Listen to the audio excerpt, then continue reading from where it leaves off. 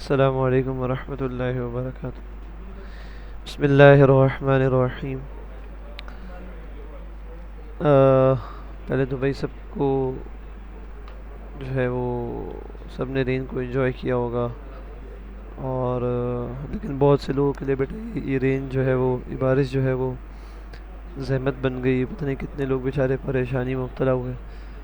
तो बस अल्लाह पाक खैर व आफियत का मामला फरमाए और अपने हिफ्ज़ व अमान में रखें। तो बेटा we are starting with the chapter number 4 algebraic expressions. आज हम लोग इसको डिस्कस करेंगे। और ये चैप्टर लिंक्ड है आपके जो टॉपिक है अलजेब्रा से, जो कि आप क्लास 6 से 8 तक पढ़ते हुए आ रहे हैं, जिसमें आपने फैक्टराइजेशन और middle term breaking, quadratic equation और इसी तरह की बहुत सारी चीज़ें पढ़ी होंगी। कांस्टेंट, कोएफिशिएंट, वेरिएबल, ये सारी चीज़ें आपने पढ़ी होंगी। तो हम जो है ये लिंक्ड है आपका बहुत क्लोजली अलजेब्रा से, तो हम इसको आज डिस्कस करेंगे इंशाल्लाह। हम लोग चैप्टर 4 इसलिए स्टार्ट कर रहे हैं कि चैप्टर 4, चैप्टर 5, चैप्टर 6 ये तीनों जो है वो आपस में बहुत ज़्यादा जो है वो लिंक्ड है। तो मैं चाह रहा था कि ये जो है ना चैप्टर्स एक साथ हो जाएं। चैप्टर 3 जो है वो भी इम्पोर्टेंट है, लेकिन जो है ना वो इस तरह से लिंक्ड नहीं है और चैप्टर्स। तो चैप्टर 4, चैप्टर 5, चैप्टर 6 आपस में बहुत ज़्यादा लिंक्ड हैं।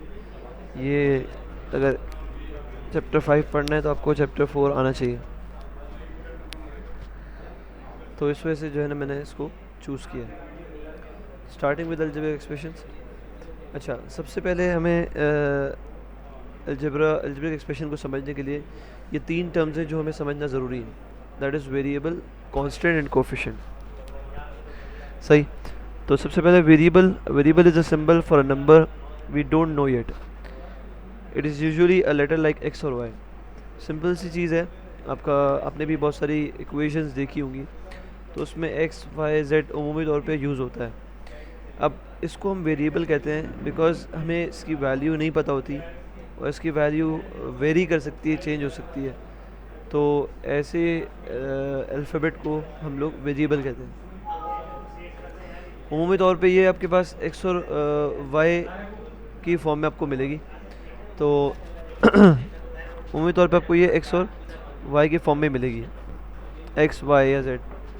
सही। तो इसको हम वेरिएबल कहते हैं। सेकेंडली आपके पास जो है ना वो constant is a value for और number that never changes in expression, it's constantly the same. तो कांस्टेंट आपका वो नंबर होता है जो कि चेंज नहीं होता एक्सप्रेशन में, ये हर वक्त सेम रहता है। तो ऐसे को हम लोग कांस्टेंट कहते हैं। जैसे इधर 7 और √2 है, इनकी वैल्यूज चेंज नहीं हो सकती, तो इनको हम कांस्टेंट कहते हैं, right. Coefficient is a number used to multiply variable. वो चीज़ जो वेरिएबल से मल्टीप्लाई हो रही होती है। लाइक इधर अगर आप देखो तो 5 जो है ना वो वेरिएबल से मल्टीप्लाई हो रहा है, तो 5 इसका कोएफिशिएंट है, वो नंबर जो वेरिएबल से मल्टीप्लाई हो रहा होता है। क्लियर। तो हमारे पास तीन चीज़ें मैंने आपको बताई, वेरिएबल, कांस्टेंट, कोएफिशिएंट। वेरिएबल जो उमूमी तौर पे एक्स वाई जेड के सिंबल से डिनोट होता है, इनकी वैल्यू वेरी कर सकती है। और 7 और √2 आपका कांस्टेंट्स हैं जिनकी वैल्यू चेंज नहीं होती, और वो नंबर जो वेरिएबल से मल्टीप्लाई होता है उसका हम कोएफिशिएंट कहते हैं। जैसे इधर आपके पास 5 है इधर, राइट। तो ये हमारी ये तीन चीज़ें जो हमें अलजेब्रिक एक्सप्रेशन समझने के लिए ज़रूरी हैं, coefficient, variable and constant. Is it clear. इसके बाद हम चलते हैं अलजेब्रिक एक्सप्रेशन। अब अलजेब्रिक एक्सप्रेशन खुद क्या चीज़ है? A combination of variables and constants joined by fundamental operations. एक कॉम्बिनेशन है वेरिएबल्स और कांस्टेंट्स का जो कि जॉइन किया जाता है फंडामेंटल ऑपरेशन से, जैसे plus, minus, multiply, divide, roots and powers. ये सारी चीज़ें ये इनमें से कुछ जो है होती हैं, कुछ नहीं होती। तो ऐसे कॉम्बिनेशन को हम लोग कहते हैं अलजेब्रिक एक्सप्रेशन। फॉर एग्जांपल यहाँ पे 3a + 5b एक अलजेब्रिक एक्सप्रेशन है। हमारे पास 4x² plus x5 minus y² upon 4, ये अलग एक अलजेब्रिक एक्सप्रेशन है, ठीक है। आप देख रहे हैं इसमें कोफिशिएंट्स भी हैं जैसे 3 और 5, वेरिएबल्स भी हैं a और b, और आपके पास ये ज्वाइन किया गया है प्लस से, ठीक है। 3a आपस में मल्टीप्लाई हो रहा है, 5b आपस 5 और b आपस में मल्टीप्लाई हो रहा है। सिमिलरली अगर हम दूसरी एग्जांपल देखें तो हमारे पास यहाँ पे पावर भी आ गई, हमारे पास प्लस माइनस से ज्वाइन किए जा रहे हैं आपके पास वेरिएबल्स को, और y² अपॉन 4 तो जब डिवाइड भी आ गया, राइट। तो जैसे मैंने पहले कहा, combination of variables and constants joint by fundamental operations plus minus divide multiply roots and powers, ये सारी चीज़ें आप इन एग्जांपल्स में ऑब्जर्व कर सकते हो, राइट। फिर हमारे पास नोट ये कहता है कि जैसे 3a प्लस 5b है या 4x² plus x5 minus y² upon 4 है। अब ये जो सेपरेटेड हैं चीज़ें, ये जो आपके पास 3a और 5b को सेपरेट किया जा रहा है थ्रू 5, इसी तरह 4x² plus x5 minus y² upon 4 में प्लस और माइनस से सेपरेट किया जा रहा है इन तीन आपकी जो ना चीज़ों को, तो इसको हम कहते हैं टर्म्स, इसको हम कहते हैं टर्म्स। ये अलजेब्रिक एक्सप्रेशन के पार्ट्स हैं, राइट। 3 और 5b सिर्फ 4x² xy y² अपॉन 4, ये सब पार्ट्स है ना। For example 3f plus 5b में कितने पार्ट्स हैं? 2, तो इसको हम कहेंगे 2 terms, there are 2 terms in this algebraic expression. इसी तरह इस अलजेब्रिक एक्सप्रेशन में 3 टर्म्स हैं, 4x² xy y² upon 4, right. ये बात क्लियर है। अब हम चलते हैं आपका काइंड्स ऑफ अलजेब्रिक एक्सप्रेशन पे।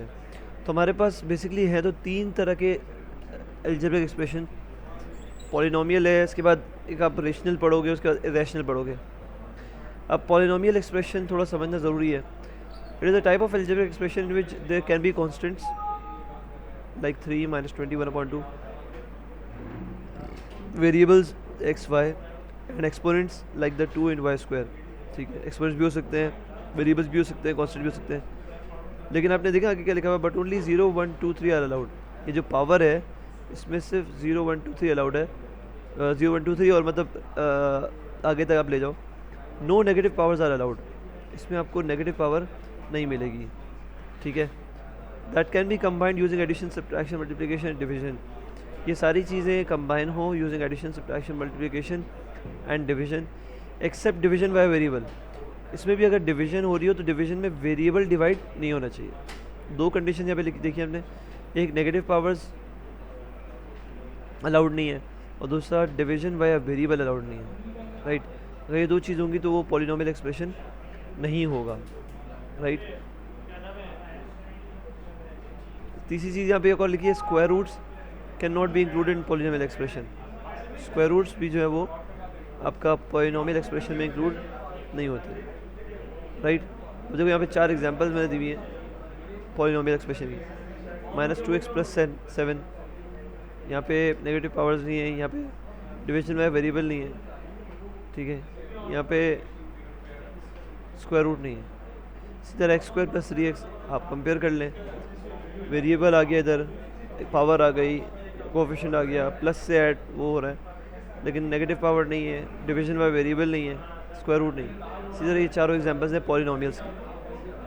Is it clear? ये सब बात सबको क्लियर हो गई?